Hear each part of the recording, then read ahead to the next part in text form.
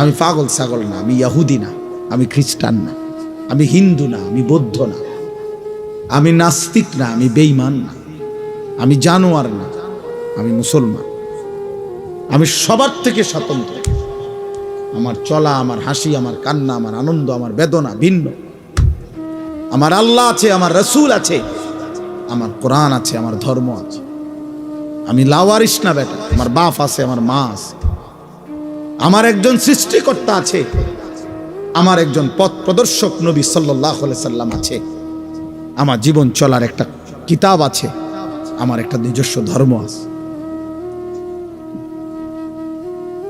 যে আমার যেদিকে টানে আমি সেদিকে যাব কেন? আমি কি পাগল নাকি? আমি কি মাতাল নাকি? আমি একবার চুল রাখলাম ইহুদির বাচ্চার মতো, আরেকবার রাখলাম খ্রিস্টানের বাচ্চার মতো। আরে বেটা, কাপুরুষ বেটা, এমন অপদার্থ হইলি কেন বেটা? মুসলমান মার দুধ খাস নাই বেটা? বেঈমানের মতো চুল রাখলি কেন? কোন মুসলমান বাবার ঘরে বড় হস নাই বেটা?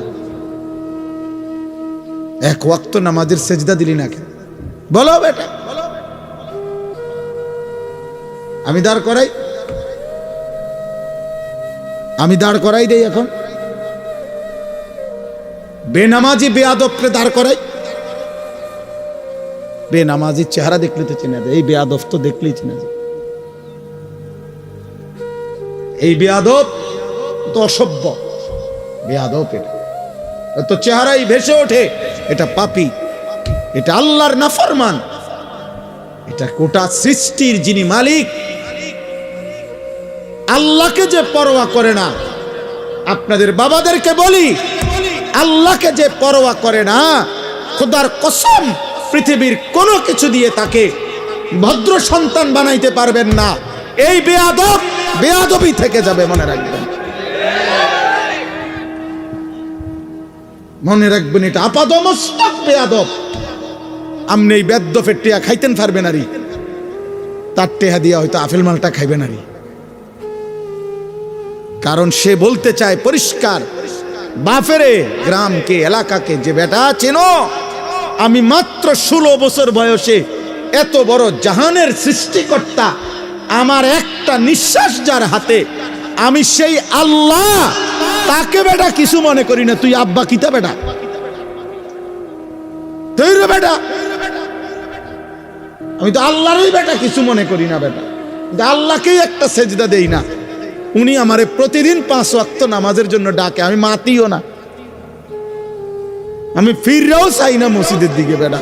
হেতে বেটা আইসা আমারে অনুগত বানাইবা বেটা, আমি তো আল্লাহকে কিছু মনে করি না। তাহলে এই বেয়াদব কি ছোটখাটো বেয়াদব? হ্যাঁ, এই বেয়াদব রে মানুষ বানাবে কে? বাংলা বই দিয়া হেতে মানুষ হইবে? হ্যাঁ, পদার্থ বিজ্ঞান দিয়া। পদার্থ বিজ্ঞান মানুষ বানানোর লেগে লিখছে। পদার্থ বিজ্ঞান তো পদার্থ শিখাবার জন্য না লিখছে। জীববিজ্ঞান কি মানুষ বানাইবার জন্য লিখছে? তো জীববিজ্ঞান শিখাবার লেগে না লিখছে। রসায়ন বিজ্ঞান কি মানুষ বানাইবার জন্য লিখছে? কথা বলে না তো। অঙ্ক বইটা কি মানুষ গড়ার জন্য লিখছে?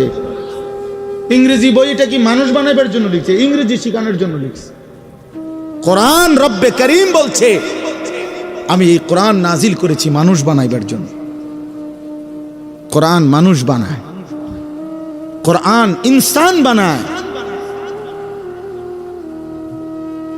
অতএব কোরআন থেকে বিচ্ছিন্ন যে জীবন, ও মানুষ হয় নাই, উপার্জনকারী প্রাণী হইতে পারে, ইকোনমিক্যাল অ্যানিমেল।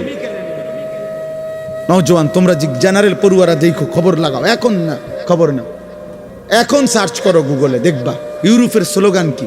বস্তুবাদের স্লোগান হইল, ক্যাপিটালিজমের স্লোগান হইল, পুঁজিবাদের স্লোগান হইল ম্যান ইজ ইকোনমিক্যাল অ্যানিমেল।